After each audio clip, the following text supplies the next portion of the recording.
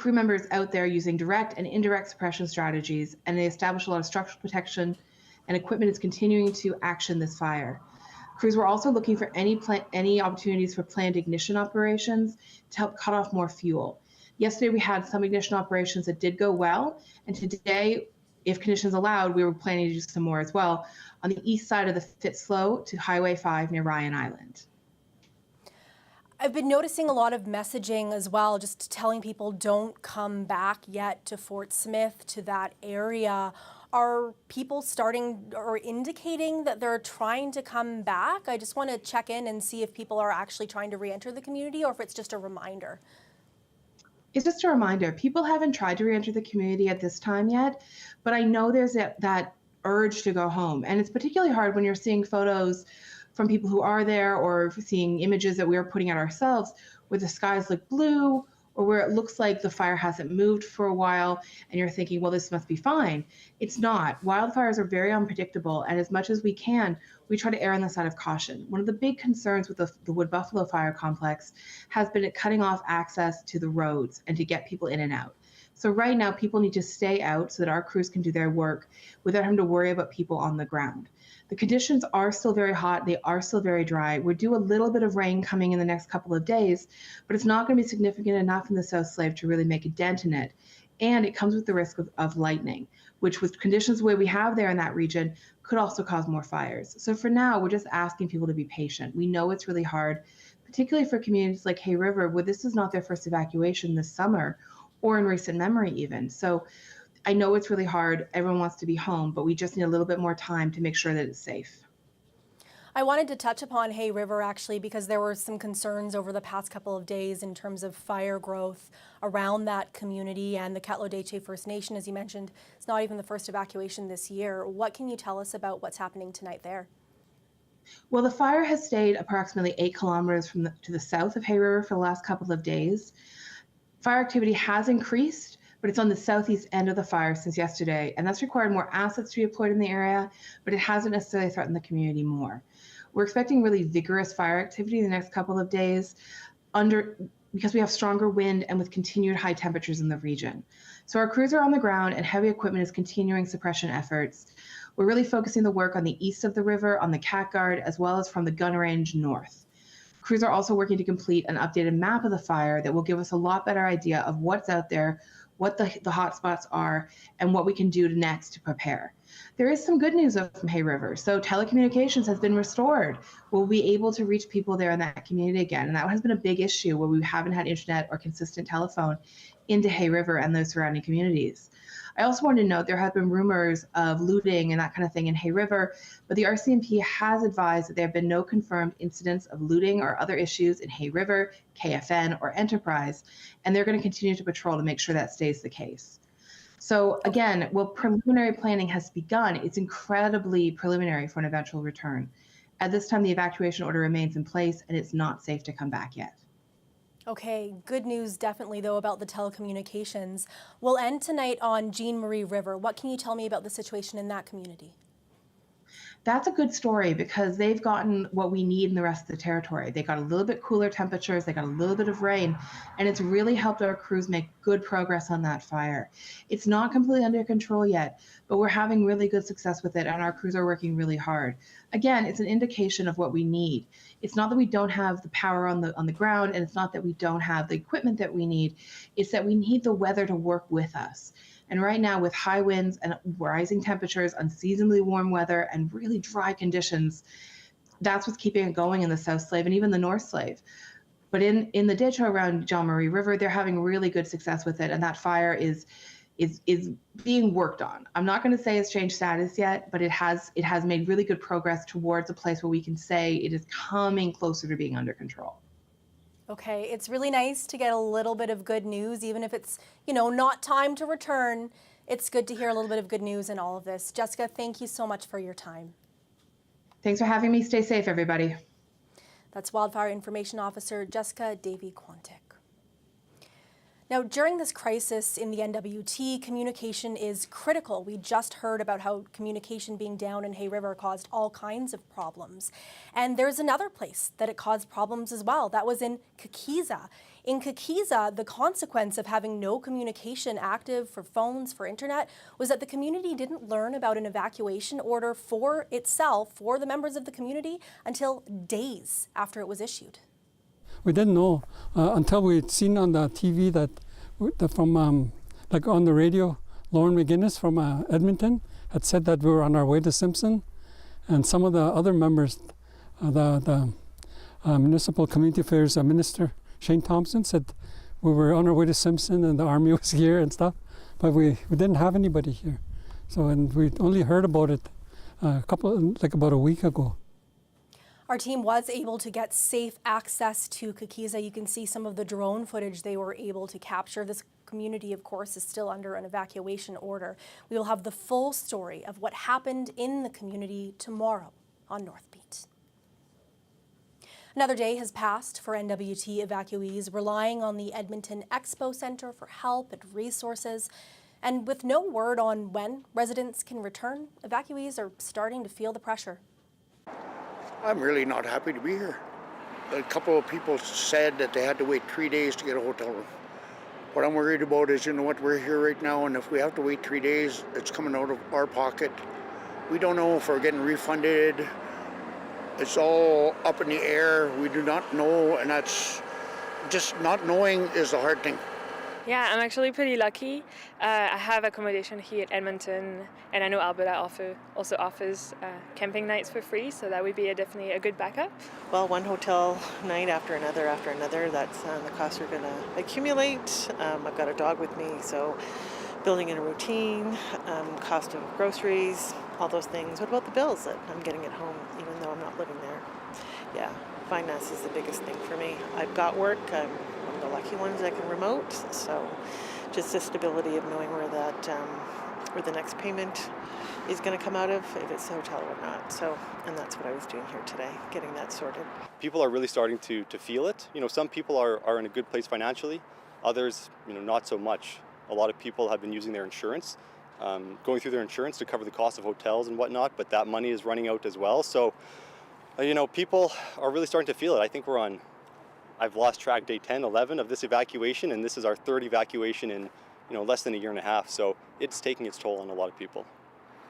I feel in my situation, because I have a dog, it's not always easy to have hotel rooms that accept dogs. Like I was in Peace River and then I was in Grand Prairie, and it was like a problem. So I had to move a lot. So working remotely was kind of not possible because I've been driving almost every day since we left. It's a hard thing of not knowing where our next meal's coming from, where people are sleeping, and I got kids. I don't even know, my kids are safe because they're with me. But what we're doing today, we don't know if we could survive or what we could do till tomorrow. As the evacuation of most of the territory's population continues, there are a lot of questions and a lot of criticism of the territorial government's response. I'm joined now by two MLAs who have some questions for the government. Katrina Knockleby is the MLA for Great Slave, a Yellowknife riding, and Janeway Allen Armstrong represents Monfouy, which covers the Clichon communities. Thank you so much for joining me today from Betchakol. Let's start with you, Jane. I understand that you have some concerns about the most vulnerable people from your riding. What can you share? Yes, the concerns that we have is regarding our homeless. We don't, at the beginning of it, I think now that they know where some of our people are, but we're concerned about our homeless population. Some of them, they're transient, they go back and forth from Betchakol to Yellowknife, and probably some of them don't have proper ID and money, and with mental health and addiction issues. We are scared, we're afraid that we're not too sure, they're going to get lost in a big city. And another one too is that our child welfare system. And territorial government child welfare did not contact our Indigenous organizations or our Indigenous government regarding the children in care. We have a mother. She doesn't know where her children are, and she's worried about her children. that are in care. Katrina, I saw you nodding along there to some of what she was saying. Do you share some of those concerns? Do you have any other concerns that you're worried about for your constituents? Yes, I share the same concerns that Jane does as far as the vulnerable population. My riding is very impacted by our street population, our vulnerable people, given that we abut that. And I also have a lot of apartments where some of this activity takes place. So I definitely am concerned for my constituents like specifically, but also for residents in general. We've been hearing that people are showing up at shelters in the south. I've been contacted by someone asking if I can help. They've had people come to the family violence shelters or people fleeing family violence down in Calgary, and those shelters are full. They can't absorb these people, and they don't know what to do. And many of those people have been on those flights from Calgary to Calgary as part of the evacuation. So basically, they dropped them all off in downtown or wherever of these cities, Edmonton, Calgary, and nobody tracked them, and they left. So at this point, I have no idea how many people have been, are not accounted for.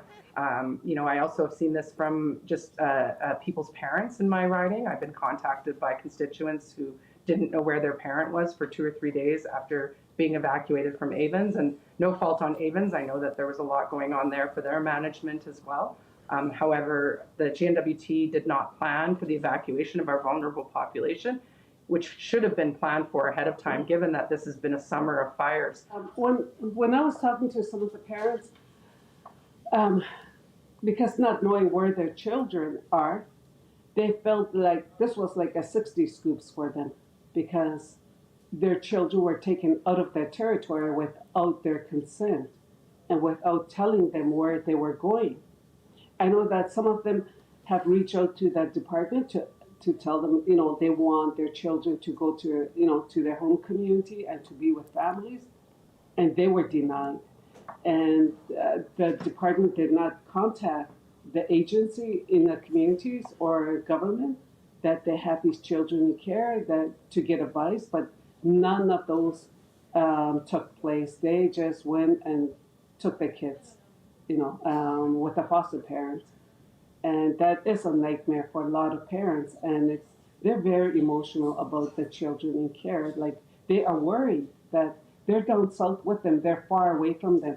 And now with this evacuation to be on for we don't know how long it's going to be on for, but they were saying 2 to 3 weeks. 6 weeks. Or 6 weeks. I mean, that's even worse. Like, they cannot see their kids for 6 weeks.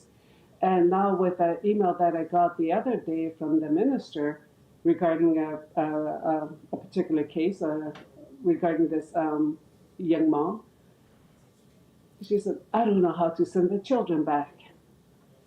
And that's her reply to my email, because the mom is looking for her children. She wants them back up north. And that's what she said. I don't know how to send the children back. The minister that Jane Whalen Armstrong was talking about there is the Minister of Health and Social Services. We confirmed that with Whalen Armstrong. I did reach out for a comment from the minister. I will let you know when I hear back about that.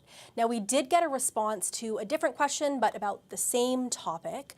Here's what the Northwest Territories Health and Social Services Authority has to say about children in care during the evacuation. It says, we are actively tracking the location of all children and youth in care and updating for any change. Many children and youth in care have had contact with their biological families, and we're making this a priority for all those who have yet to have such contact. There is more to that interview with MLA's Jane Whalen Armstrong and Katrina Knockleby. We will have the second part of that conversation for you tomorrow. We know how important Indigenous language news is to Northerners, especially in a critical time like this. So tonight, we have another update for you from Marianne Williams and Marlene Grooms. Sinasisi Marianne Williams City, the CBC ko lekos at the he ko kehe ko that ko so induce jomola nene Edmonton ko so ya keso at the Titresi yet elikunene kutesi ayunet I korek osi ayun bagares rikuritia ko kiti. Titres equasis and takaret esi on a sompak egos or tisho Mula nene gutsu kere huele so igachine li shirt at lena kiti aleso gachin and tale de latin like ono sompa canete caritiaja hati. Inta in duko gago so gachin and town son la I canet e percent kitile duta e jos mula nene hakinte. Inta tite that's neto kui kiniri wiku ejo I tenga kukili kwikindi si titere ka kititi si I amisi te kuncha kakere te si titinkhare te sompatati shunikni te I keta kuate te gan kutsina tsitiale kiti. Te kutsina krete ga kutsina tsitiale kiti. Kain te kulu I sompaga tenga ko kewata hindi si Caroline wasneki ti si indusi I stani tene tsuna ksuti tene ki kutsina kutiga kukete hati. Kutsotite tenga takua tahin likute kwa si Caroline Cochran lekati. Tite si ye te liku nene kute sa ayune tene si ayun ka kona te si weko o hati. I si kutsoi tene kesi kani sompata kwa kuri late I kanita kutsuna tsite kutsa ami sui sompa pawi de si yata kwe kutsuna tsitiga hati. Kusi Marlene Groom Solye, Kut Dondre Hani no Bag Ayaski, Kut Ani Three Tenatilya in Lesi, it's a Ani Contact Ansi, it's a Ani Payanki, Leye, NWT Finance Minister.